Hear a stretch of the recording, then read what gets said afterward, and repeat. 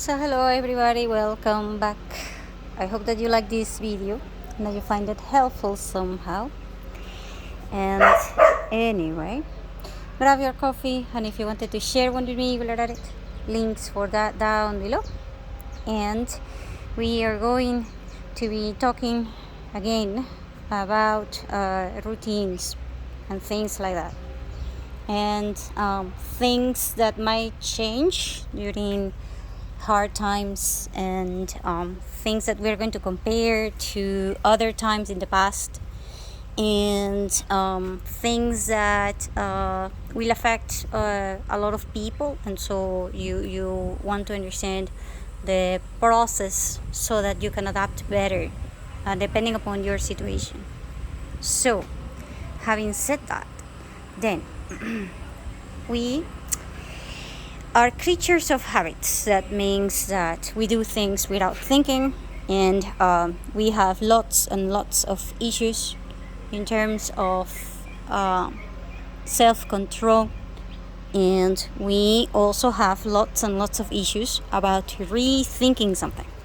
This also means that, for example, when you are used to the idea of looking at your key in, let's say, your pocket, then whenever times in which you do not put your key into your pocket but you put it in another place. Yes, I do have another pet, my daughter's pet, by the way. It's a goose. Then you're going to have to rewire your brain, and then you're going to have to spend time to rethink about where are you going to put your key if you're not going to put it in your pocket. And then having to train your brain to rethink about this whole thing, it can take a lot of energy, mental energy, because you already created a thought pattern in your brain, and so your brain already goes through there because of memory. And so if you want to change this thing, it will take 40 days at least with something different, right? With a new thought pattern. And so this is very important for you to understand, because creating a new thought pattern, like I said, will need 40 days straight. In some cases it can take 21 days, but most of the times it will take anywhere from 21 to 40 days straight. And so if you stop this new thought pattern, then you might have to redo it and redo it and redo it until you get it right. Now, this will make you extremely frustrated when you're dealing with changes in society and with changes in everything. And also when you are in hard times, because you are used to having something but now you will not have it. And this will also create the thought pattern about scarcity. When you create a thought pattern with scarcity, then you will be creating a new way of life in which you are lowering your energy and your vibration. When this happens, you will find that your frustration multiplies exponentially, and you will find that your resources diminish exponentially, and you will find that people surrounding you will diminish exponentially.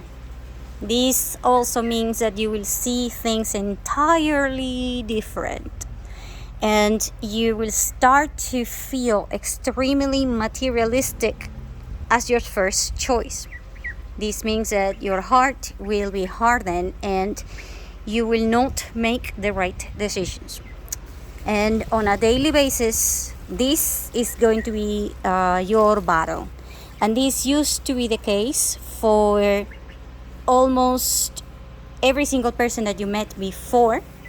During the 16th century and the 17th century. So, for example, if somebody said something like the earth is round, then a lot of people started wars because the earth cannot be round, to the point in which right now we still have wars about that one. because a lot of people say that there is a flat earth, and then there is other people that will tell you that the earth is round. And so at this point, you can't even comprehend what reality is. And reality is half the truth. The other half the truth is the story that you tell yourself. And so if these are in conflict, then you will find yourself having a routine in which most people will oppose you, and a lot of people will have issues, and your anxiety level, especially if you are young, or especially if you are a woman, your anxiety level is going to go into a number that you didn't even know existed.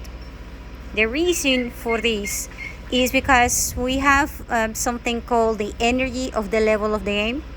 And that being said, this means that if you go, for example, if you are a woman and you are in Saudi Arabia, or if you are a woman in Africa, or if you are a woman in Japan, or maybe even China, India, Venezuela, England, and all kinds of things, is entirely different than being a man.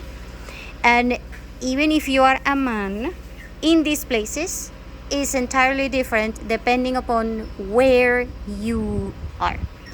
And so your behavior is going to be greatly influenced by what other people are doing and what other people are thinking. And the worst part is that these people are not even thinking whatever it is that you are thinking that they're thinking. So it is kind of like a thing in which this is called the conspiracy of silence, or something like this. It's kind of like in your head you go, yeah, I am alone, there is no way that anybody else thinks like me. And then the next guy is thinking like that, but the next guy is also thinking that no one else is thinking that. And so there is 100 people, and 50 of them are thinking that nobody else is thinking like them. But reality is that 50 or 60 people are thinking the exact same thing, but they won't say it. And the conspiracy of silence, it was proven to be anywhere from 37 to 68% in certain cases. So basically, it's kind of like people lie to themselves because they are thinking that they can control, or they can understand, or they can influence, or they can actually have like telepathy or something like this, and you can actually see what other people are thinking, which you can't, because you're not God, and we don't have telepathy yet. And so even if you do have telepathy, you have a problem with that either also. And so this whole thing is going to be part of your routine. What does that mean? It means that if you were in the 16th century and you thought that the earth was round, and you wanted to travel to prove that the earth was round because you believed it, then you will find that no one else is believing something like you, and then you won't be able to make a life because everybody else is having a different opinion than you. And in fact, this thing is going to make you fearful of other people, especially because if somebody else goes and says, oh, that person is against the church and things like this because they're thinking that the earth is round, and so we're going to kill them.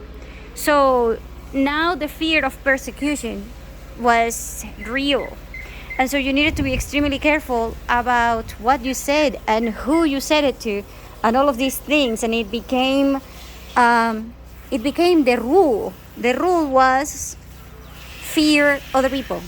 And the rule was fear science, and fear religion, and fear all kinds of things. And on a daily basis, you fear mostly other people, because other people can actually get you into so much trouble that you can actually be killed. And so at this point, I have to ask, how many things do you do on a daily basis in which you per se require other people to help you out? So let me explain this one. If you were, I don't know, let's say 20 years ago, If you were 20 years ago, you needed to go to buy something in McDonald's to a cashier or something like this, it wasn't a problem. But now, everybody has a phone, and they will record you, and then they will try to get you fired, and then you won't be able to do your job because everybody's getting entitlement. And the reason why everybody's getting entitlement is because we are not thinking straight about our own humanity, and part of your routine is going to be dealing with this situation in which everybody has a phone and everybody can record you or do stuff to you, and your anxiety level is going to be kind of like, I can't function. And this is going to make everybody quit their jobs, and this is going to make people hire more robots. And this is happening all over because now nobody wants to work in farming. Nobody wants to work in picking fruits or anything related to that field. And nobody wants to work in a lot of other things that are related to human beings, like simply being a cashier. And because of that, then your routine is going to be affected because now you will have to be all the time in contact with robots rather than with humans. And because you're in contact with more robots everywhere, what do you think is going to happen when there is no power to recharge these robots? And what do you think is going to happen if your routine does not include a plan for having to deal with other people when no one knows how to deal with anything related to being with other human beings? And so if you want to do anything, now you can't because it requires other human beings and they don't know how to function. And even if they did know how to function, then their anxiety level is going to affect their performance. So even if I know how to operate a cashier, then I have an issue because I don't want to deal with the customers. See what I mean? And because of that, everybody's going to be rude and everybody's going to be in a mess, and everybody is going to try to make money out of this situation, and they will not know how to do this. And the worst part is that it's going to be part of your daily basis. So you will see that every single time that you have to deal with customer service is going to be way worse than it was 100 years ago. 100 years ago, if you have any kind of problems, you say something like, please call the manager, and that's it. You were heard, and people were able to communicate properly, and even if you didn't, you still could complain through a letter or something like this. And even then, you had chances of getting things out of your chest and dealing with the frustration. But now that won't happen. And now there are going to be robots everywhere. And it's being seen in places in which you didn't even think or you didn't even know that there was the possibility of having a machine doing a job for a man. And all of these things are definitely going to be part of your routine. And because of that, the probability of you actually connecting to somebody else, as in creating a family and things like this, are going to be diminished. And because the probability of you having a family and you having a stability is going to be diminished, then you can expect poverty to rise to at least 60 to 70% of the population everywhere, if not more. And if you have a population that has 60 to 70% of people being poor, at this point, religion is going to be your main goal, because people will be kind of like, okay, I cannot do anything, so I'm going to pray and I'm going to leave it all to God, kind of thing. And at this point, whoever says anything about religion will become the center of power. And because they will be able to control everybody's mind and everybody's times and everything, then you will have a problem, because if you don't follow this religion, or you don't agree with any of these things or whatever it is, then you will have a problem with everybody else.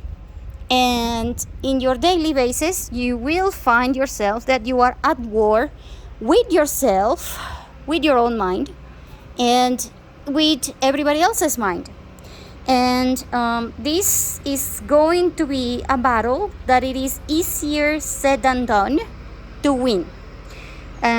Because the mind is something that you cannot actually see.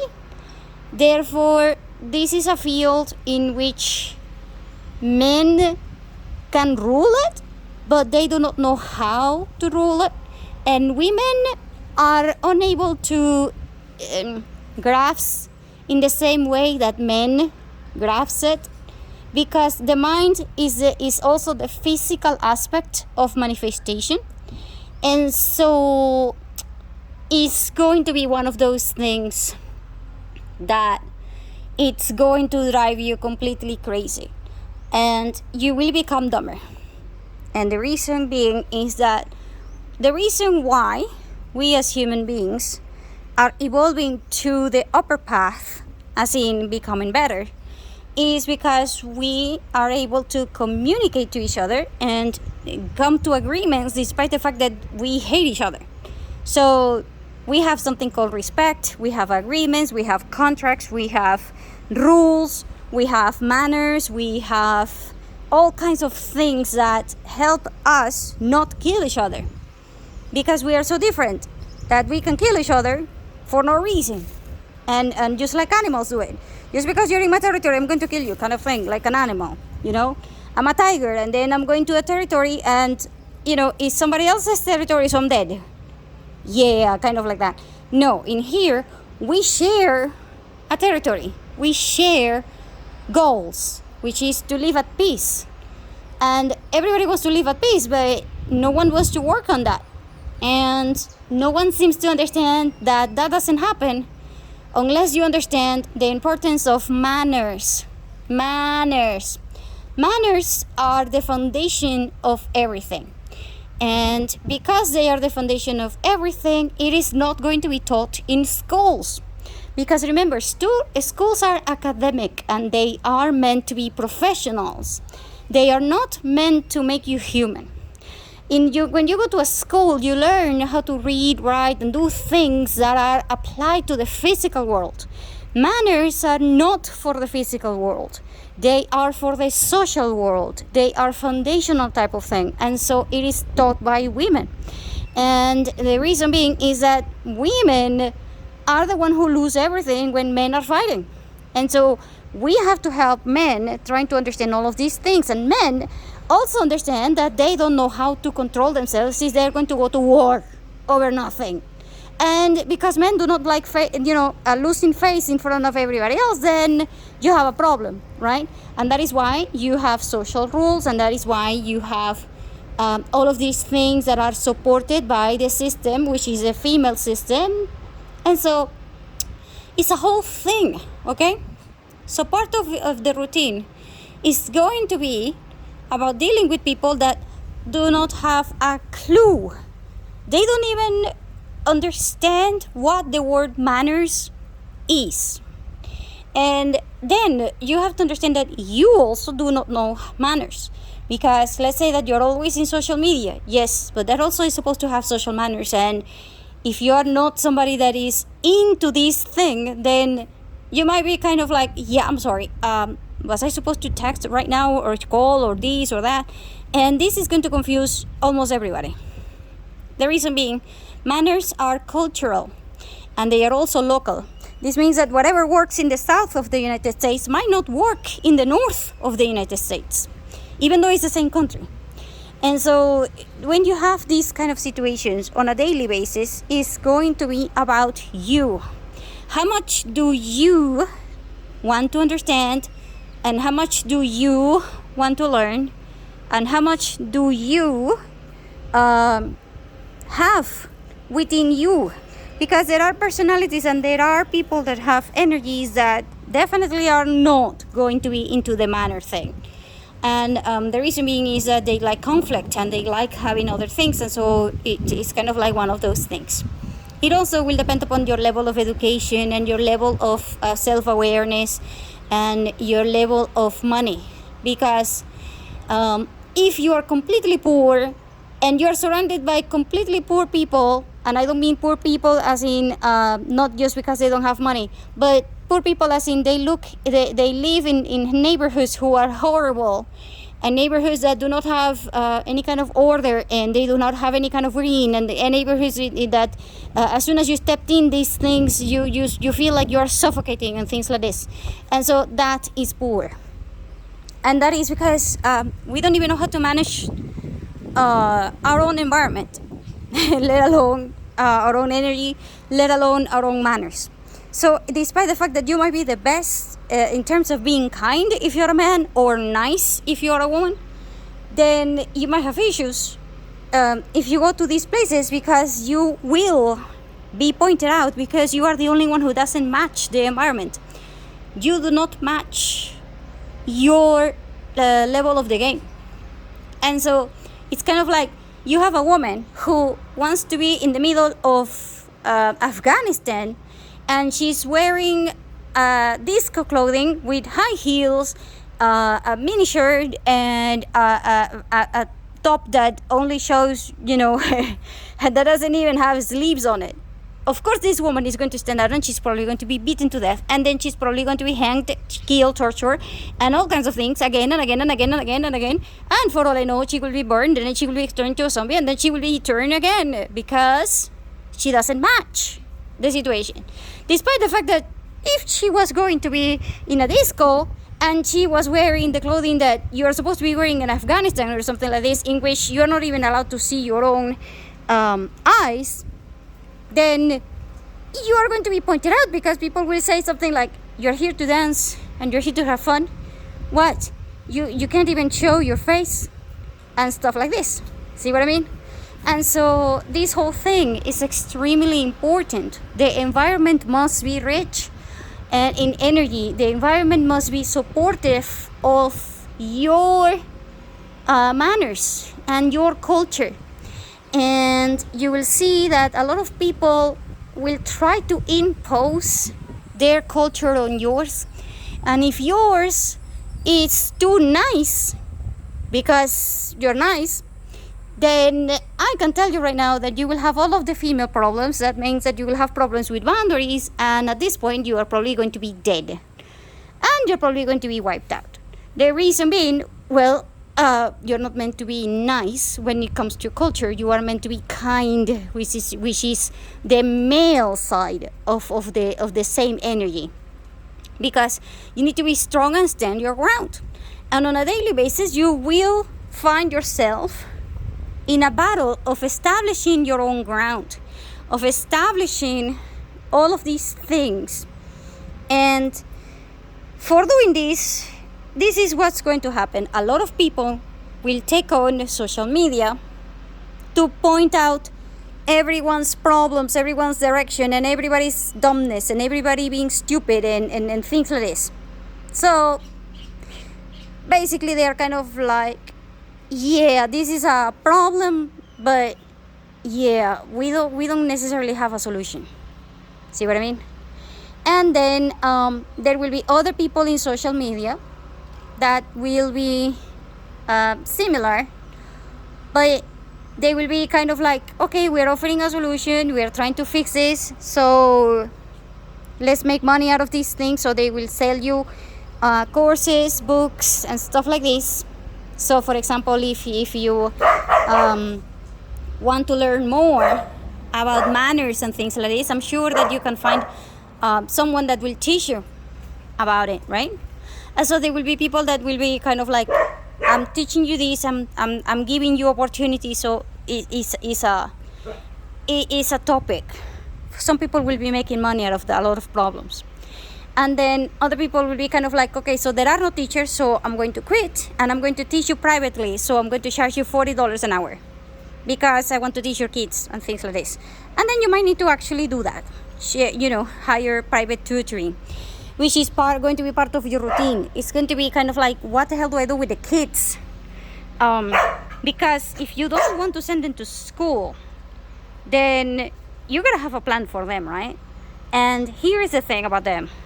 If they want to go to school, or if they don't agree about what you are doing with their time, then you have an issue, because they will not only not obey you, but they will challenge you to the point in which you might actually lose. And at this point, you will have a lot of people fighting their own families. You will have lawsuits that says something like, I did not want to be born, and so I want to sue my parents because they did not ask my permission to give birth to me. And then you are like, I'm sorry, you just had a baby. How the hell can I ask a baby whether he wanted to be born or not? But it is going to be like that crazy. And it is going to be part of your daily routine, because everyone will be talking about it. Everybody will be experiencing this one way or another one. And you will also see that this is an issue when it comes to your mental health, your psychological health, and of course your social health and your financial health. And if you can't go to a McDonald's because the cashier has to deal with 40 people, because there is only one cashier and there used to be 4 cashiers, but now there is only one, then you're going to take longer to get the burger, and everything that you do will take longer because people do not want to help you, or because people just simply don't show up to work. And even if they do, as a manager, you are like, what happened to you today? Well, I'm taking the day off for my mental health, because I'm tired of dealing with whoever comes in here trying to get me fired just because of whatever. And so, and then you as a manager have to give them the day off. And most of the times you even have to pay for the people that are not there, because it is your fault. And why is it your fault? Well, because the customers are damaging the business, and you are supporting the customers, despite the fact that the customers are becoming more and more and more rude, and more demanding, and more dumb. And the reason is, well, it's not your fault that there is only 2 people to clean the store, and now you gotta clean the store. It used to be 8 people, but now there is only 2, or there is only 1, and things like this. And that person has to deal with the work that used to be done by 8 people. And that is going to be your routine. And so you will be overworked. And you will be dealing with all varieties or things related to the job. And if you don't, then you're going to get money. And so at this point, part of the routine will be, okay, if I can't get money because I have mental issues, because I do have too much anxiety and things like this, then I need help. So, and by the way, if you have a husband or a teen who is having these things and they want to get to a job but they can't and things like this, then you will need to have therapists or something like this, because otherwise you might not be able to figure things out. And then you are like, yeah, but there is a lot of people that can make it without therapists. Yes, I know. But here's the deal. There is a lot of people that do not need teachers either. And why? Well, because they are self-taught. As in, they can get a book and they can read and they can learn everything on their own. But that is the exception, not the rule. The rule is, we are social creatures and we need teachers. We are social creatures, we need doctors. We are social creatures, we need nurses. We are social creatures, we need these people. We are social creatures, we need this and this and this and that. We are social creatures, we need this and this and this and that. You can't do everything on your own. If you try to do that, you're going to collapse within a week. I don't give you a week before you collapse. unless you absolutely are like that type of person who is independent and who is totally self-taught thing kind of process in your brain, which you are lucky. And even then, you will find yourself that you are dealing with a lot of people that do not understand what you're talking about, because even your language might not be enough to talk to somebody who is actually a professional on the business. And so all of these things will play a role into your daily routines. And it's important that you understand that your daily routines depend upon, like I said, your mind, your body, your habits, and habits of other people. You see, if everybody is taking the bus with you at 5 in the morning, but all of a sudden there is a shift in which there is only 2 people driving the bus at 5 in the morning, that is just not into the market to make money. And so now, when the company realizes that there is only 2 people for that bus at 5 in the morning, then there is no more bus, because they need at least 30 people. And because other people are not doing it, then I'm sorry, you're also quitting. Why? Well, unless you're telling me that you can afford to buy the bus and you can afford to pay, the price of the other 28 people so that you can make 30. Yeah. And so it's just not doable. And the market will change. And so all of the things that you are comfortable with, because they are a routine for everybody else, will just not be there anymore. And if they are not, then you gotta figure out what are you going to do about it. Not a lot can be done, but at least you now know a little bit of how this is going to go.